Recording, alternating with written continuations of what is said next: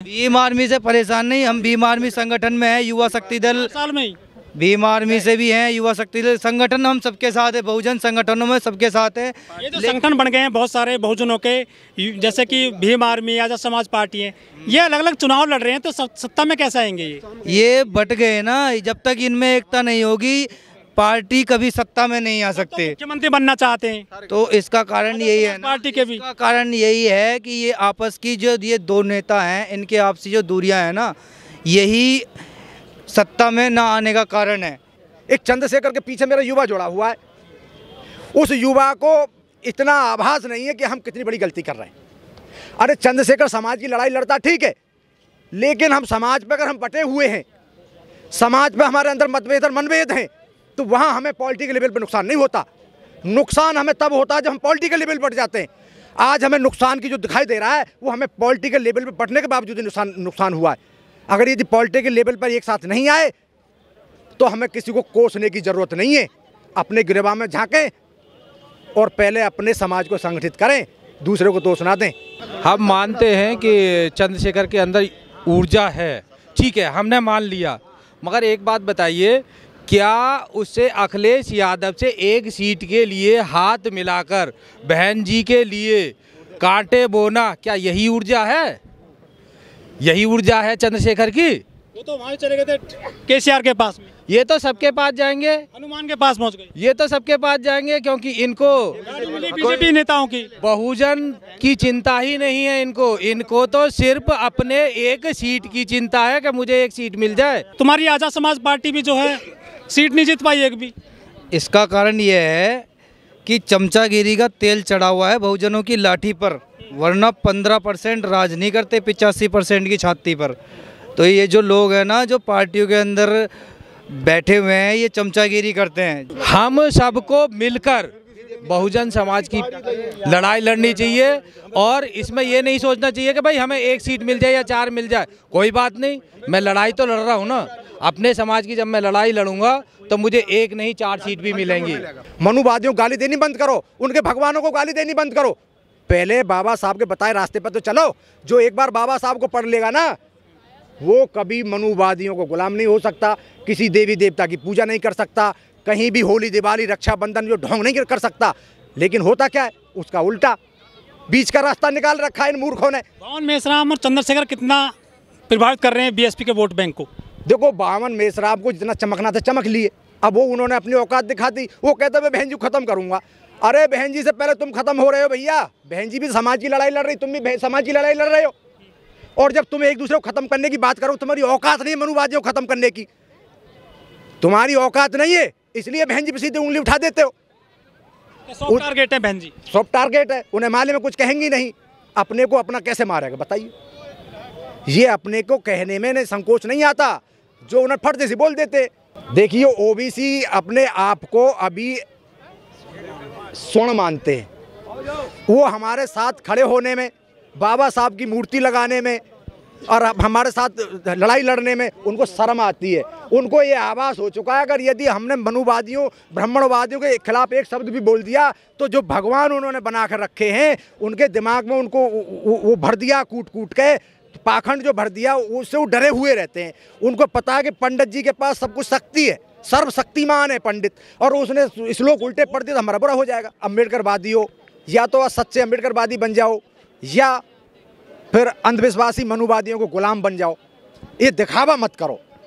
ये दिखावा करने से मेरा समाज गुमराह होता है, और बाबा साहब का जो सपना दिन पर दिन जो टूटता जा रहा है, और उसके लिए जो हमारे समाज में जो छुटभइये जो नेता घूम रहे हैं, जिन्होंने कभी भी ज़मीन पे आके काम नहीं किया, कभी भी समाज के लिए संगठित होने के लिए कोई संदेश नहीं दिया, आज उसकी वजह से मेरे समाज की दुर्दशा हो रही है। अब से पहले जो माननीय कांसी राम जी जो एक मिशन हमें जो चला के देश को दे के गए थे, और बहन जी जो यूपी की सीएम बनी थी, उसी का ये देन है कि आज हम इस जगह पे खड़े हुए हैं। उस समय बहुत मान सम्मान मिला, और उसी वजह से आज इसलिए मुझे बहुत ज़्यादा दुख होता है कि इन्होंने, जहां हमारी लड़ाई और मजबूती से लड़ी जानी चाहिए थी, और आज हम इतने बिखर चुके हैं कि आने वाले समय में पता नहीं मेरे बहुजन समाज के लोगों का क्या होगा, शिक्षा का क्या होगा, संविधान का क्या होगा, हमारे अधिकारों का क्या होगा। मुझे तो ये सोच के ही बहुत ज़्यादा दुख महसूस होता है कि मनुवादी इतने अहंकारी लोग सत्ता में बैठे हुए होने के बावजूद भी हम संगठित नहीं हो पा रहे। कुछ लोग कह रहे हैं कि 24 में संविधान बदला जाएगा बाबा साहब का। देखिए 5 राज्यों के चुनावों से सिद्ध हो गया है कि 5 राज्यों के चुनाव में अगर इसको हम संगठित होकर अगर जीत जाते तो हम 24 की लड़ाई को फ्रंट फुट पे आके हम लड़ाई लड़ते और भारतीय जनता पार्टी को बैक फुट पे ढकेल देते और हम 24 की लड़ाई जीतने के बाद अपने संविधान को, अधिकार को, शिक्षा को, मान सम्मान को अपने बचा लेते। लेकिन अब मुझे इस चीज़ का आभास होने लगा है कि अगर यदि भारतीय जनता पार्टी इतने अहंकारी रूप धरने के बावजूद भी, इतना बुरा करने के बावजूद भी, सभी कुछ को हमारा छीनने के बावजूद भी अगर सत्ता में आ रही है और चुनाव जीतते हुए जा रही है तो इसको मैं ज़्यादा दिन दूर नहीं है कि हमारा संविधान भी खत्म हो जाएगा। सुरेंद्र बोध जी, आज बाबा साहब का महापरिनिर्वाण दिवस है। आज बाबा साहब को आज याद किया जा रहा है पूरे देश और दुनिया में। आप भी आए हैं नोएडा के दलित प्रेरणा केंद्र में, कैसा महसूस कर रहे हैं आज? देखिए, बाबा साहब के लिए तो हमारे दिलों में अदम्य प्यार है और हमेशा रहेगा। लेकिन आज मेरे समाज में जो दिखावा चल रहा है अम्बेडकरवादी बनने का, मैं उससे बहुत ज़्यादा दुखी हूँ। बाबा साहब ने हमको एक रास्ता दिखाया था कि हम हिंदू धर्म के लिए नहीं है और हिंदू धर्म हमारे लिए नहीं है, लेकिन इन्होंने के ऐसा बीच का रास्ता निकाल लिया अपने आप। इतने धूर्त किस्म के लोग हैं कि आज ये एक तरफ तो बाबा साहब की मूर्ति लगा लेते हैं, भगवान बुद्ध की लगा लेते हैं, बीच में ये ब्रह्मा विष्णु महेश और देवी और लक्ष्मी को भी बीच में बैठा लेते हैं। तो उससे मुझे बहुत ज़्यादा दुख होता है। कहाँ कमी मानते हैं आप? जो बहुजनों की पार्टियां वो सत्ता में क्यों नहीं आ रही हैं देश और प्रदेश में? ये बहुजनों की पार्टियां नहीं है, ये दिखावा करते हैं, ये बहरूपिये हैं। इनके अंदर स्वार्थ और लालच घुस चुका है। अगर इनके स्वार्थ और लालच नहीं होता कि अगर हम सब उसी समाज के लोग हैं और उसी समाज के लोग अगर उसी समाज की लड़ाई लड़ रहे हैं तो उस लड़ाई को हम संगठित होकर क्यों नहीं लड़ सकते? आज हम बिखरे हुए क्यों हैं? इनको ये शर्म नहीं आती कि जगह जगह जाते हैं और अपने ही समाज को बांट के चले आते हैं। और नतीजा आपने 3, 4, 5 राज्यों के चुनावों में देख लिया। जहां हमारी बहुजन समाज पार्टी 8 से 10 सीट लेके आती थी, आज वो 1, 2 सीट के लिए संघर्ष कर रही हैं। इसके लिए क्या कहोगे? इसके लिए हमारा बिखरा भी तो है, हमारा बटा हुआ पानी तो है, हमारे अंदर अहंकारी तो है। कि मैं ये नहीं कहता कि कौन किसका दोष है। बहुजनों का वोट, दलितों का वोट कहाँ गया जो आपको वोट नहीं मिला है? वो देखिए, बहुजनों का वोट, बहुत से बहुजन तो वोट, जो ज़्यादा बुद्धिजीवी समझदार वो तो वोट ही देना नहीं चाहते। वो कहते हैं कि भाई तुम पहले लड़ ही लो।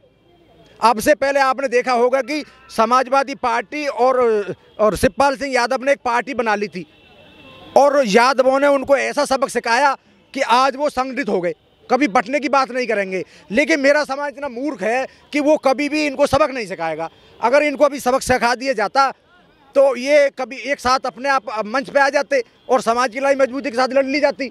मुझे ऐसा नज़र नहीं आता और नतीजा इन्हीं की वजह से मेरा समाज की लड़ाई और बाबा साहब का सपना और बाबा साहब का मिशन अधूरा रह जाएगा। संविधान जो उन्होंने हमारे देश को दिया था, दुनिया का सब खूबसूरत संविधान, ताकतवर संविधान, उसको मनुवादी खत्म करने में कामयाब हो जाएंगे। तो क्या बहन जी पीएम बनेंगे 24 में, लग रहा है? देखो, ये दिन में तारे देखने जैसी बात है। अगर यदि आप सोए सपने देखोगे तो उनको वो कामयाबी नहीं मिलती। अगर यदि आप पीएम बन रहे हो, मैं तो कहता हूँ सीएम बन जाओ, तो वो बहुत बड़ी बात है किसी भी स्टेट की। लेकिन ये सपने देखने वाली बात रहेगी। जितना समाज बढ़ चुका है, इतना बिखर चुका है, इतना अंधविश्वासी हो चुका है। जो 40-45 सालों में जो हमने मान सम्मान, जो अधिकार जो हमने प्राप्त किया था ना, मनुवादियों की नज़र में वो खटकता था। आज उन्होंने सबको छीन लिया। अब 24 के चुनाव के बाद उनको कोई रोकने वाला पैदा नहीं है। वो संविधान को ख़त्म करेंगे और करके रहेंगे, अगर यही हमारे समाज का हाल रहा तो। सर, ये तो आप जानते हो, अब से पहले भी कांग्रेस ने कौन सा मायावती, हमारे जितने विपक्ष सबको डरा के रखा था। तो भारतीय जनता पार्टी तो उनसे भी ज़्यादा खतरनाक सोच की पार्टी है। उन्होंने सीधे सीधे बैठा कर समझा दिया, घर बैठे रहना, बाहर निकल के मत आना, जितना हम कहें इतना बोलना। ट्वीट से बन जाएंगे क्या प्रधानमंत्री और चीफ मिनिस्टर?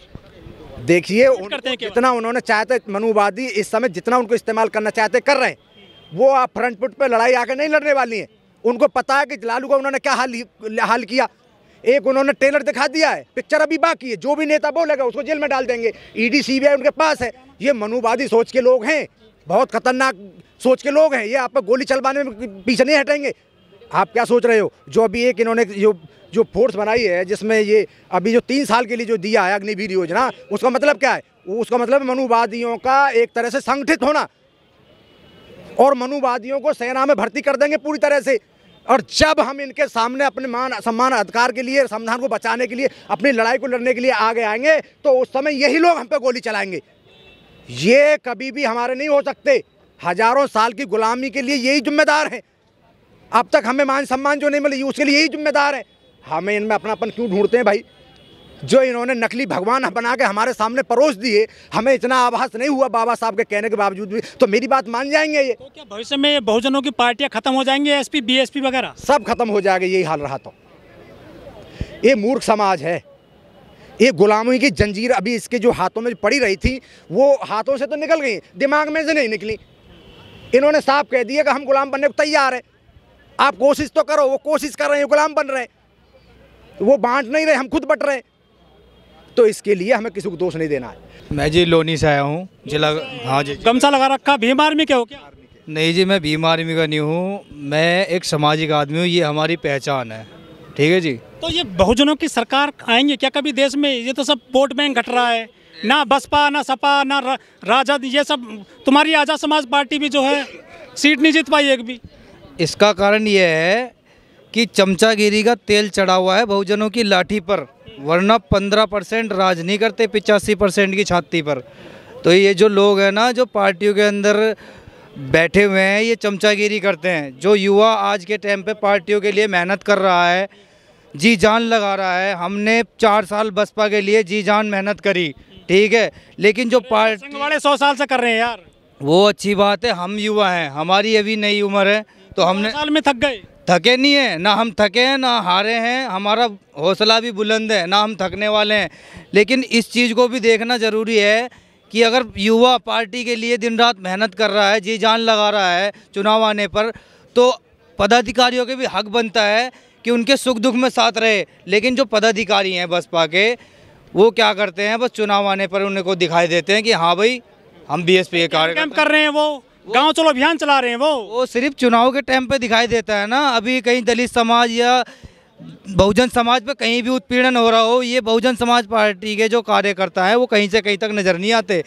मैंने बहन जी सहारनपुर गई थी। ये जो वोट बैंक घट रहा है बीएसपी का, सीटें घट रही हैं पिछले 12 साल से, बीएसपी को कुछ एक्शन लेना चाहिए, कुछ बदलाव करने चाहिए संगठन में, पार्टी में। देखिए, फ्रंट फुट के आके लड़ाई लड़ने के लिए आज ज़रूरत है।